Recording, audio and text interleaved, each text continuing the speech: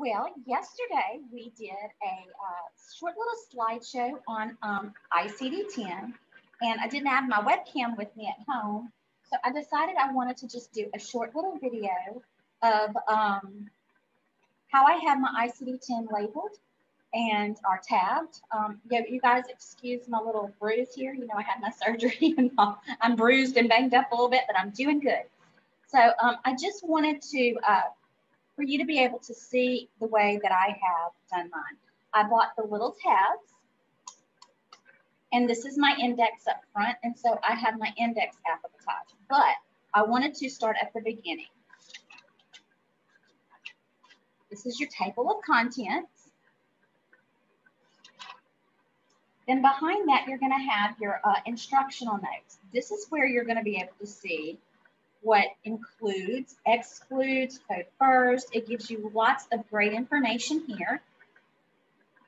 This is your list of symbols and what it means. And as we move on, we have symbols and conventions is the next little part. This is a guide to our updates.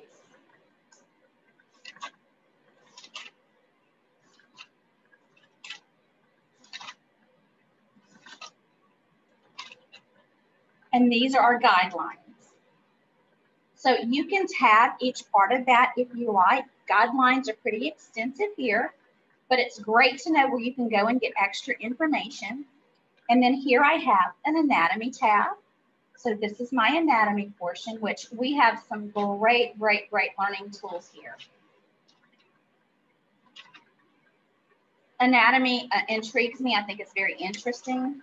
So I like being able to refer to that if I need to a little bit more explanation on where something is located or what it is. So, and then I move straight into my alphabetic index. And again, I've just alphabetized, you know, put my little tabs in alphabetical order. So if I'm going to go to cough, I can just go straight to C. I have actually put a tab here for disease because disease is used a lot, and so I just decided to put a tab for disease. You can do that. Now, after our index, we move into some of our tables. This is our table of neoplasms. This is our table of drugs and chemicals. My least favorite thing, the external cause of injuries index. This kind of gets a little confusing sometimes. It's a lot of fun though too. And then we move straight into our tabular list of diseases where we go to check two ways. Look it up in our index, then we check it in our tabular. And then I have my little tabs here. And as you go through and you feel as though you want to tab more, you absolutely can. I like to do what's called bubble and highlighting. I'm going to go ahead and go to my Z codes because I have done some of the bubble and highlighting in my Z codes. Ahead of each chapter, you're going to find chapter specific guidelines. And then I like to bubble and highlight and make notes in my ICD-10. So this is just a short little snippet of what I like to do to my ICD-10. If you have questions about that or you want to see it in a closer way, just let me know and we can do that. But before we get off our short little video here, I'm actually going to do a YouTube video on the ICD-10. So let's get that going.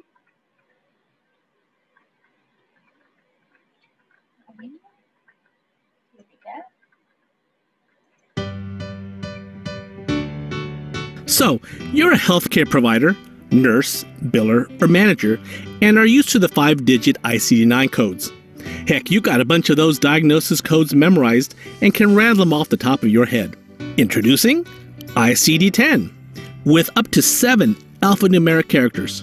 Let's take a closer look at how ICD-10 is formatted. ICD-10 starts out its codes with the first 3 characters identifying the category. The first character of the category is always a letter. The second and third characters can be numbers or letters. There is always a decimal after the third character, unless the code is made up of just 3 characters, which is the minimum number in the code set.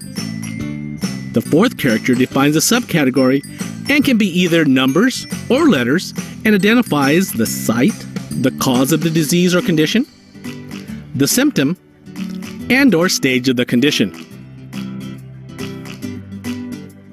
The fifth and sixth character further define specificity, such as location and laterality.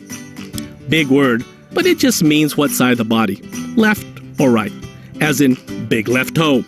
Some categories have a seventh character extender, which can be a letter or a number and changes the entire meaning of the description. For example, the seventh character could stand for initial or subsequent encounter. Some codes need the seventh character, but don't need the fourth, fifth, or even sixth character. So, what do you do in those cases? How nice that ICD-10 thought of that. It uses an X as a placeholder.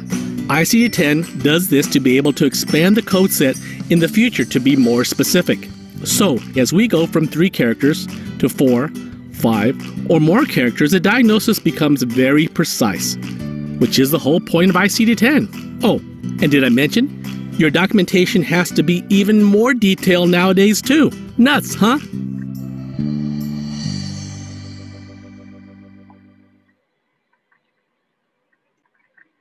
So I hope that helped you guys, or it shed some light, or it clarified maybe something that wasn't clear. But I didn't want to just stop there. Oh my goodness. Hang on a minute, guys. Oh my goodness. What's happening? Okay, we're gonna stop this. So sorry. That's funny. Sorry about that. Fix that. All right. So if you can turn to S35 in your ICD-10, I just want to show you actually in your ICD-10, maybe clarify or just go one step further. If you look at S35, you can pause the video and get it out and get there. But it has a red dot beside it and it says use additional characters if you look at our key at the bottom.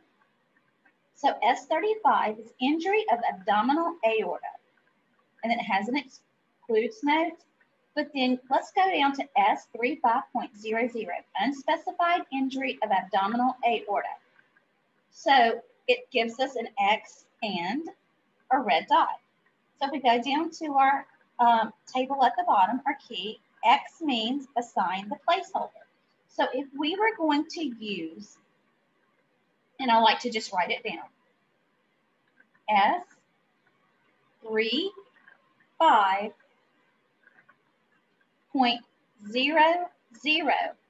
and that red dot tells us we have to use an additional character. Do you see the little gray box that says initial encounter, subsequent encounter, or sequela? We have to use an A, D, or an S, and we have to have, that has to be our 7th character. So we have 1, 2, 3, 4, 5, 6. Let's say it's initial encounter, so we have to use our A. We can't just build that. We have to have a placeholder, which is going to be our X. That makes sense? Okay, let's do the next, let's just move to the next code, the S35.01, minor laceration of an abdominal aorta. Let's say that's going to be, let's use that as a sequela. So we're going to have to use that S. So that S has to be our 7th character. So it would be S35.01. So that's 1, 2, 3, 4, 5, 6, and then 7 characters here, and we need an X. Okay, so let's just make one up. Let's just say that we just had S35, but we needed that 7th character.